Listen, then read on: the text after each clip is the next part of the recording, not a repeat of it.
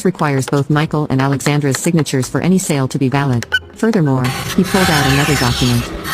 Howard's will specifically states that in the event of any attempted unauthorized sale, full ownership transfers to Alexandra alone. So we'll get Michael that screwed slumped in in his chair. and get it Dad secured knew, in he where it muttered. can carve He out knew without I'd messed going this up somehow. So this guy He is knew all his done son, carving I on corrected the motorcycle, quietly. and we're moving on. And he There's knew diamond his bit wife. not get into. I So looked we're just filling out all of those pointedly small at details Diana, again who with was that down still cut bit, shaking so her you head get in that nice clean denial. top surface. That's not all, James evidence of Change that. financial Made a monitor map for the impropriety project at as well. firm, We didn't have time to show it here, but it is in the expenses full YouTube charged video, for so you can see how it works non-existent there. client meetings. Michael's head snapped up. I could see the moment he realized what that meant. All those hotel rooms and expensive dinners charged to the firm's accounts. The board of partners would be very interested in these expense reports, James noted.